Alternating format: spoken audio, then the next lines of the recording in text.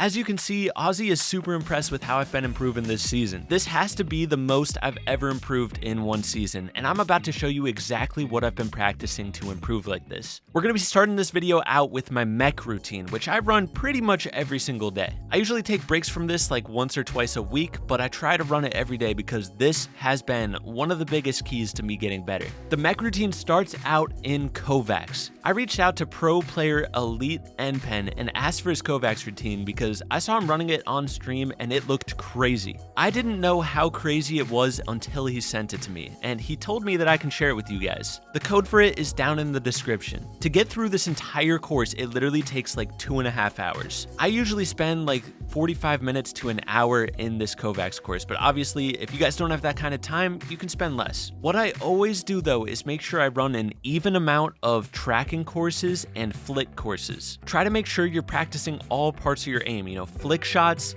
hip fire tracking, aim down sight tracking, make sure you're practicing all of that. And for each of the drills, he has it set up to run 5 times, and I do recommend running it 5 times in a row. A lot of people have told me that if you're not running a drill at least 4 times in a row, you're not going to be really improving in that drill. And this comes from trustworthy sources, so take my advice. Now, these drills are really, really advanced, and if you struggle with them, there are easier versions of the drills. All you have to do is search the name of the drill, and easier ones should pop up. Me personally though, I like the challenge of these drills, so I'm always running the advanced ones. After I finish running Kovaaks, this may annoy some of you guys if you're gonna copy my routine, but I hop straight into Fortnite into another aim trainer. My thought process is Kovaaks is really good for improving mouse control, which helps your aim. But it's important to practice your aim in-game as well, and that helps the Kovaaks practice transfer over to Fortnite. So I usually hop into Raider's solo aim trainer, or else if Ken's on, I'll hop into the 1v1 aim trainer against him.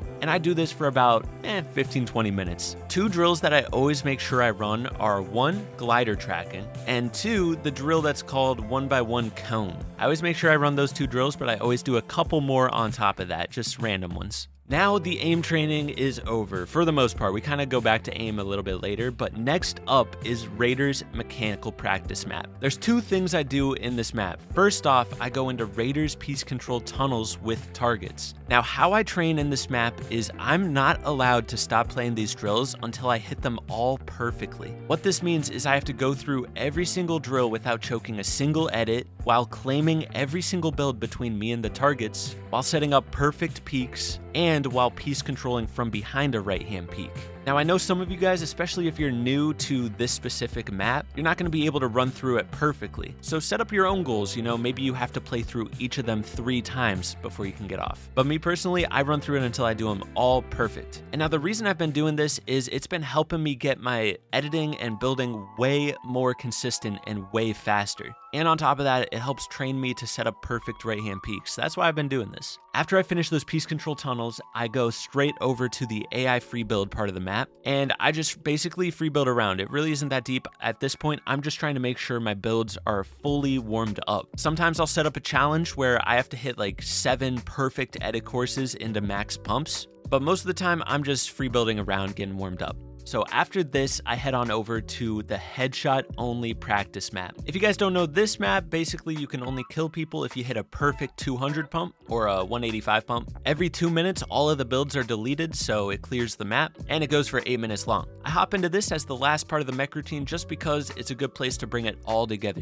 building, editing, and your aim. After that, I do hop into 1v1s if I can find like a really good player that's on, and if I have the time, but a lot of times I end it at the headshot only map. And now I know this seems like a lot, but it usually only takes me like 2 hours, or if I go really in depth, like 2.5. I know that's a lot, but you don't have to run through the whole entire thing if you don't have the time. That's just the routine that I do. So usually I run this routine either in the morning or in the mid-afternoon, and then I get back on in the nighttime. When I get back on, I usually warm up in a 1v1 against Ken Beans for like 30 minutes, and then we either hop into scrims or a tourney, whatever's going on that day. Sometimes if we have time in the afternoon, we'll VOD review before we hop back on. But yeah, that's pretty much my Fortnite routine. If you want to know like outside of that routine, this is how my day looks. I typically wake up and work on YouTube for a couple hours. Then I hop on and do my mech routine, which takes like 2 hours. After that, I usually try to get a workout in for an hour. After a workout, that's usually when I hop back on and get back to the grind with scrims or tourneys, whatever is going on that night. And then at the end of the day, I just chill and do whatever I want. That's my routine, but it's not the only things that I've done this season that have helped me improve. The rest of the video, we're gonna get into some miscellaneous things that I've done that I feel like have helped me tremendously. The first thing is I started wearing arm sleeves while gaming. Now this tip only really applies if you're on keyboard and mouse and you use your arm a lot while building and aiming. Me personally, I literally only use my arm for everything. So I always wanted to use an arm sleeve, but I bought some on Amazon and they were just all really bad. But I finally found one that actually feels how I want it to feel, and I actually got partnered with them. So we have these Jivan sleeves on the website now, which is sick. If you guys want to get one, you can click the link down in the description, and to find my sleeves specifically, just search Jivan at the top in the search bar, and then use code Jivan at checkout for a discount. But yeah, I kid you not, if you're an arm aimer, give it a try, I'm telling you. Another thing that I just randomly, kind of impulsively decided to change in my setup was my keyboard. I was using a custom keyboard built by my friend, and a lot of people have asked where that keyboard went. So basically one of the keys broke on it, and I can easily fix it, but I decided to buy the Apex Pro Mini. And literally it took me 2 days to get used to it, but once I got used to this new keyboard, my edit speed increased like crazy. I'm not even kidding. Everything felt so much better on a new keyboard. If you guys have been debating a new keyboard to get, Apex Pro has the best ones, I'm telling you. I heard Wooting is really good as well, but me personally, I just love the switches in the Apex Pro. That's why I vouch it so much. The last thing that I changed up this season that has been helping a lot is spending more time strategizing for the game, specifically in a few areas: off-spawn strategies, surge routes, and just learning the new meta with the hammers and all the rotational techniques. I literally just started scouting, where do people go for surge?